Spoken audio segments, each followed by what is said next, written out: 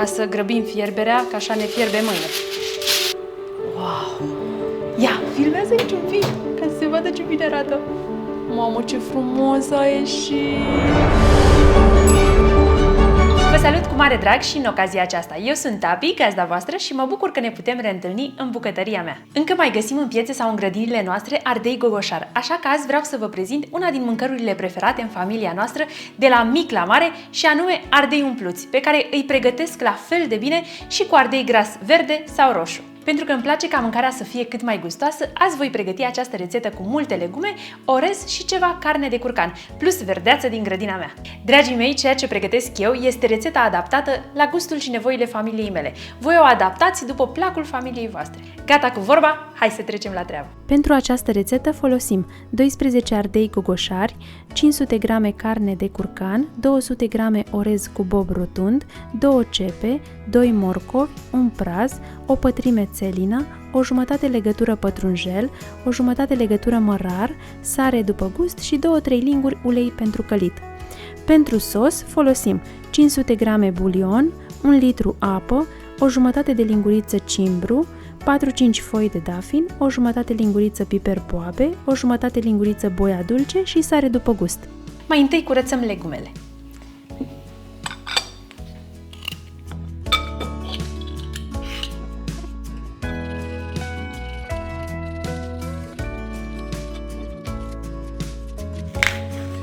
Și mai avem aici un praz.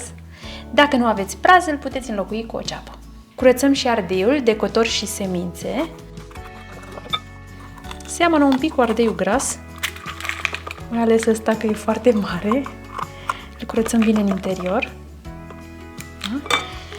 Iar cotorul nu-l aruncăm. Îi tăiem partea aceasta albă, care are semințe, și îl păstrăm ca să ne folosim de el pe post de capac. Să vezi ce gustos o să fie ardeiul acesta. Da? Pentru că are alt gust decât ardeiul gras.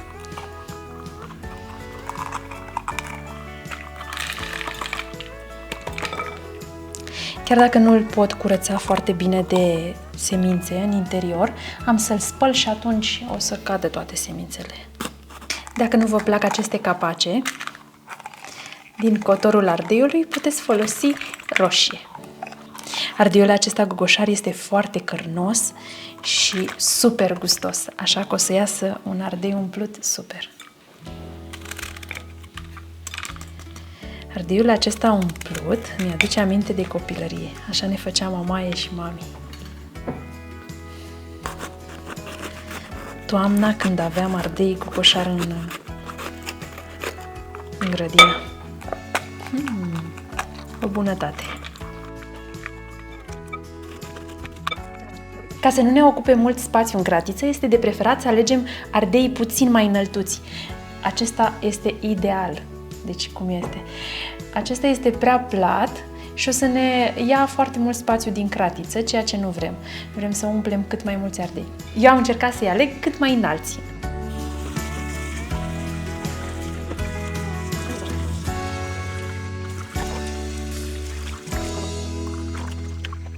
Gata legumele, nu ne rămâne decât să le tocăm. Ceapa și prazul eu îl toc la cuțit, iar morcovul și țelina la robot.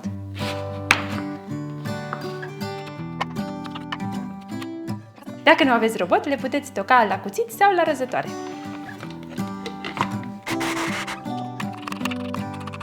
Și mai am prazul. Îl tăiem și pe acesta în două pe lungime și apoi încă o dată.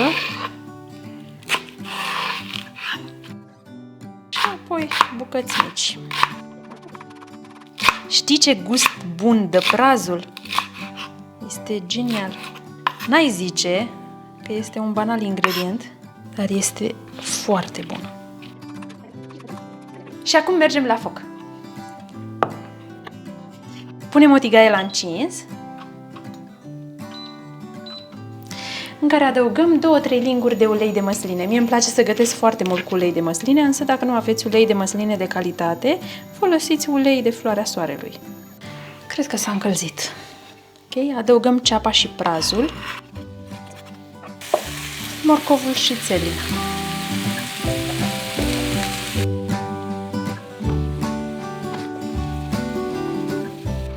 Adaug și un pahar de apă.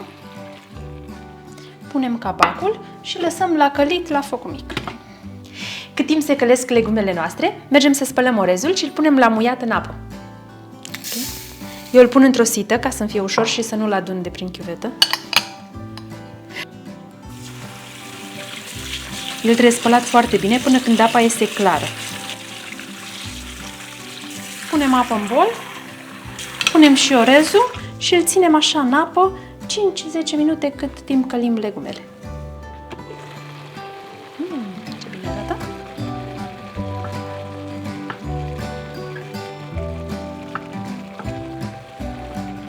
Miroase foarte bine. Apa a scăzut și legumele s-au călit. Da. Acum nu facem decât să scurgem orezul și îl adăugăm peste ceapă și peste legume. Și mai lăsăm pe foc 1-2 minute. Gata! Punem totul într-un bol și lăsăm la răcit, ca să putem adăuga carnea. Lăsăm deoparte și tocăm puțină verdeață. Eu aleg mărar și pătrunjel. Așa. Cam jumătate de legătură de mărar, jumătate de pătrunjel. Avem aici și pătrunjel, cred. L-ai văzut? Ia uite ce frumos e! Când nu am pătrunjel și mărar verde, folosesc foarte bine și din cele uscate. La fel și cimbru, eu am în grădină verde. Astăzi voi folosi verde, însă când nu am verde, îl folosesc pe cel uscat. După ce s-a răcit, adăugăm carnea și mirodenile. Carnea. Eu am ales carne de curcan, pe care o cumpăr întreagă și mi-o toc acasă la robot.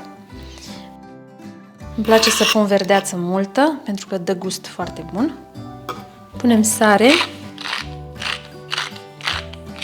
piper, boia de ardei dulce. Și acum amestecăm foarte bine.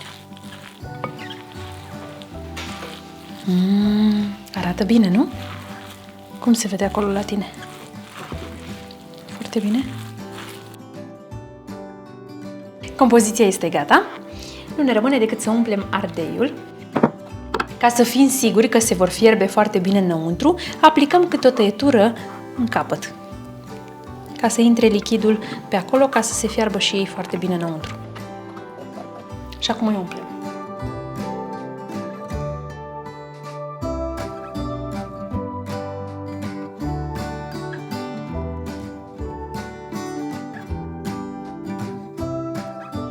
Din compoziția aceasta eu am umplut 12 ardei. În funcție de mărimea lor pot să vă iasă mai mult sau mai puțin. Am să-i așez în 2 vase, pentru că nu am un vas atât de mare. Într-o altă oală eu pregătesc sosul în care vor fierbe ardei. Am aici bulion. Adăugăm piper boabe, dar adaug și puțin măcinat, puțină sare, foile de dafin și boia de ardei dulce. Iar în cratiță am să pun câteva crenguțe de cimbru proaspăt. Când nu avem proaspăt, punem uscat și completăm cu apă.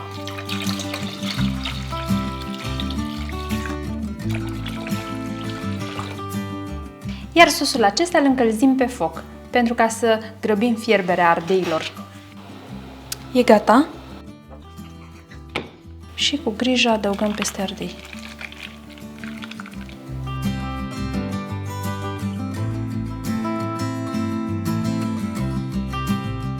Umplem vasul cu sos cât să acopere ardeii pe 3 sferturi. La cratița aceasta nu am capac, așa că îi improvizez un capac din staniol. La cealaltă am avut capac, ca să grăbim fierberea, că așa ne fierbe mâine. Spre final, o să luăm capacul ca să se rumenească și deasupra.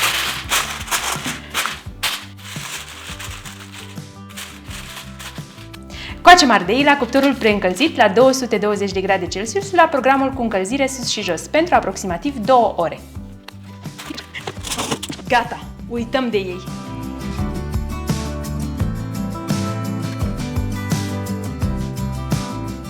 În ultimele 5 minute scoatem și dăm capacul deoparte ca să se rumenească frumos și deasupra. S-a rumenit el așa frumos. Vai, ce bine arată!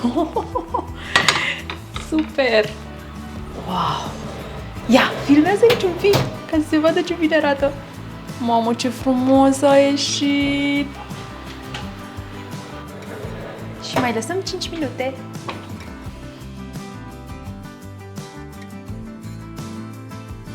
Bun, deasupra punem și puțină verdeață. Măi, oameni buni, miroase atât de bine. Hai! Super! E gata? Uite ce frumos fierbe! Ce frumos fierbe! Ce să zic, arată super, splendid! Îmi place foarte mult cum a ieșit. Trebuie să și gustăm, ca să vă spun cum este.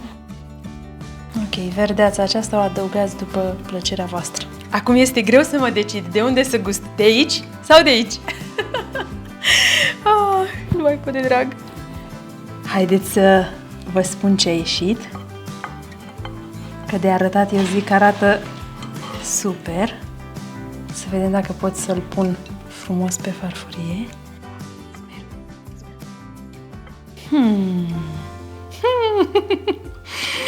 Mi-e milă să tai. Arată prea frumos. Ok, hai să vedem cum e.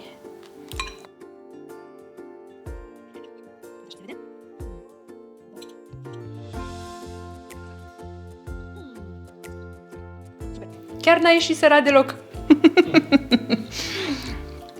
Mi-era teamă că am pus sare prea multă, însă a ieșit perfect. S-a copt foarte bine, s-a pregătit foarte bine și carnea și orezul. Totul este super gustos. Sper să încercați și voi. Yummy! Vreau să încerc și cu puțin ardei.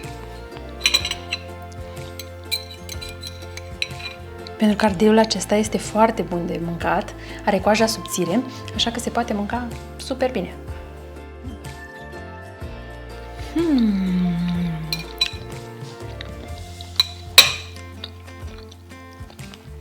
Chiar gustos. Foarte gustos gogoșarul. Perfect. Se poate servi cu puțină verdeață, cu sos dacă vă place, se poate servi cu puțină smântână. Fiecare cu ce alege să-l servească. Au trecut 2 ore și vă asigur că a meritat așteptarea. Mai mult este de stat pe lângă el la copt decât l-a migălit în pregătirea lui. Eu zic că nu sunt greu deloc de făcut, iar răsplata este pe măsură. Sper că v-am convins că merită încercată și această rețetă, iar dacă v-a plăcut, dați un mare like! Suntem bucuroși pentru reacțiile voastre și ne auzim în continuare în secțiunea de comentarii, unde mă străduiesc să răspund la toate întrebările. Dacă vă place canalul și comunitatea noastră, apăsați butonul de abonare ca să deveniți un suporter activ al canalului nostru și dacă vreți să știți când publicăm o nouă rețetă, apăsați și clopoțelul de notificări. Nu uitați și de un share pe Facebook și un follow pe Instagram. Iar până data viitoare, amintiți-vă, mâncarea are alt gust atunci când o gătești cu plăcere. La revedere! Și acum mergem la foc. Încetul și mai încet. Și acum mergem la foc. Cât de încet e. Și acum mergem la foc. Cât timp se călesc legumele noastre. Păi nu pot să-l mai pun înapoi în, că ia uite. Na. Coacem ardei la cuptorul preîncălzit la... Nu știu cum să zic. Ai zis foarte bine. Coacem ardei la cuptorul preîncălzit la 220... Gata. Action! M-am încurcat.